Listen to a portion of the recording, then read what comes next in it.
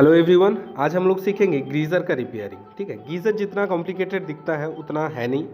इसका अगर अंदर का डायग्राम अगर आप अच्छे से समझ जाएंगे तो कोई भी कंपनी का गीज़र आप आसानी से रिपेयर कर पाएंगे।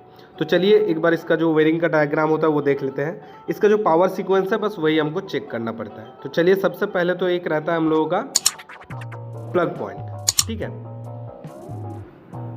फिर रहता है एक पावर का इंडिकेटर और एक ऑन इंडिकेटर। पावर इंडिकेटर हमको बताता है कि पावर आ चुका है और ऑन इंडिकेटर बताता है कि हीटिंग चालू हो चुका है। इसके बाद रहता है एक ऑटो कट स्विच जो कि ऑटो कट हो जाता है। एक रहता है थर्मोस्टेट जो कि सेंस करता है हीटिंग कितना हुआ है, और एक हीट करने वाला एलिमेंट या हीटर जो कि पानी को ओरिजिनली गर्म करता है। तो अब इसके बाद हम लोग इसका जो कनेक्शन है वो देख लेते हैं। तो पहले आता है अर्थिंग का पॉइंट। तो अर्थिंग का जो पॉइंट वो डायरेक्ट बॉडी से आके जुड़ जाता है जो कि गीज़र का बॉडी है। इसके बाद आता है फेस कनेक्शन।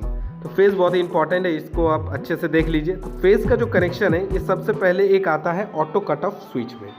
ठीक है, फिर ऑटो कट ऑफ स्विच के थ्रू एक कनेक्शन जाता है थर्मोस्टेट में और एक कनेक्शन जाता है पावर इंडिकेटर में जो कि बताता है हम लोगों का पावर आ चुका है गीज़र में। फिर थर्मोस्टेट से एक जाता है हीटर में जो कि हीट करता है हीटर को, और वही कनेक्शन एक जाता है ऑन इंडिकेटर में।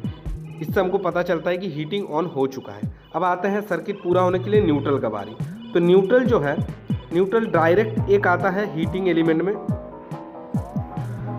और फिर वही दो जो लाइट है उसमें भी चला जाता है। ठीक है, तो ये एक पूरा जो है एक डायग्राम है, इसको आप अच्छे से नोट कर लीजिए या फिर स्क्रीनशॉट ले लीजिए या फिर नीचे दिए गए टेलीग्राम चैनल से आप इस फोटो को डाउनलोड भी कर सकते हैं। ठीक है, तो इसको आप दिमाग में अच्छे से बैठा लीजिए। तो इसका जो पावर सीक्वेंस है एक के बाद एक आप चेक करते जाइए तो रिपेयर आसानी से हो जाएगा। या तो इसका ऑटो कट स्विच खराब होता है या तो थर्मोस्टेट या हीटर। ठीक है, इसको ज़्यादा कुछ है नहीं इसके अंदर। तो ये सब आप एक एक करके चेक करके फिर आप, और ये सब मार्केट में बहुत ही अवेलेबल है, ये आप जाके दुकान से कोई भी इलेक्ट्रॉनिक्स दुकान से आपको मिल जाएगा। तो ये आप आसानी से चेंज कर सकते हैं। तो चलिए अभी हम लोग समझते हैं अच्छे से ये ऑटो कट ऑफ स्विच क्या है और थर्मोस्टेट क्या है। ये दोनों के ऊपर ही देखिए ऐसे लंबा लंबा दो रॉड जैसा दिख रहा है, ये एक सेंसर है।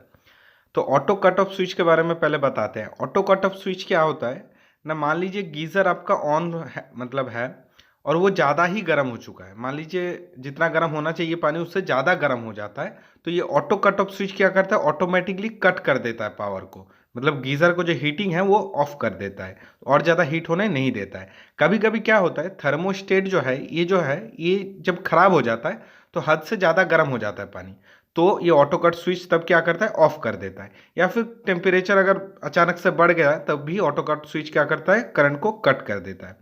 तो अगर ऑटो कट स्विच ऑफ हो गया है तो उसके पीछे ये देखिए सफ़ेद कलर का दिख रहा है, इस टाइप का आपका दूसरा कलर भी हो सकता है। इसके पीछे एक ऐसा रीसेट स्विच रहता है, ये उठ जाता है, इसको आपको फिर से पुश करके ऑन कर देना पड़ता है, तो फिर से गीज़र जो है चालू हो जाता है।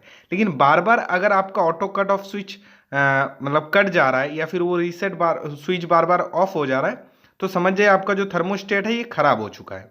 ठीक है, अब आता है थर्मोस्टेट का बारी। थर्मोस्टेट में भी एक देखिए लंबा टाइप का मतलब सेंसर लगा हुआ है। यही है जो ओरिजिनली हम लोगों का पानी को कितना गर्म होगा नहीं होगा ये डिसाइड करता है, ये थर्मोस्टेट। ठीक है, जो नया नया अभी गीज़र आ रहा है जो कि आप लोग टेम्परेचर को कंट्रोल कर पा रहे हैं, इतना 30 डिग्री चाहिए, 40 डिग्री चाहिए, 65 डिग्री चाहिए, तो ये थर्मोस्टेट ही कंट्रोल करता है। ठीक है, तो ये जो एलिमेंट है ये भी बहुत ख़राब होता है, तो इसको भी देख के रखिए, मार्केट में ये अवेलेबल मिल जाता है। तो कभी अगर पानी गर्म ही नहीं हो रहा है या फिर हद से ज़्यादा गर्म हो जा रहा है तो समझ जाइए वो थर्मोस्टेट का प्रॉब्लम है। और पानी एकदम गर्म ही नहीं हो रहा है, थर्मोस्टेट भी ठीक है, तो समझ जाइए वो हीटर का प्रॉब्लम है। तो ऐसे आप कोई भी गीज़र, कोई भी कंपनी का गीज़र हो, कनेक्शन सेम ही रहता है। आप बस ये कनेक्शन को अच्छे से दिमाग में फिट कर लीजिए और auto cut off switch, thermostat और हीटर को अच्छे से जान लीजिए, इसका काम क्या क्या है, क्या काम करता है, कैसे इसको टेस्ट करना है। बस इन्हीं में से ख़राब होता है, आप बस उसको चेंज कर दिए तो आपका गीज़र ओके हो जाता है। तो थैंक यू गाइस, ऐसे और इन्फॉर्मेटिव वीडियोस देखने के लिए मेरे चैनल को सब्सक्राइब कर दीजिएगा और लाइव सब्सक्राइब करना मत भूलिएगा। Thank you guys, thank you for watching.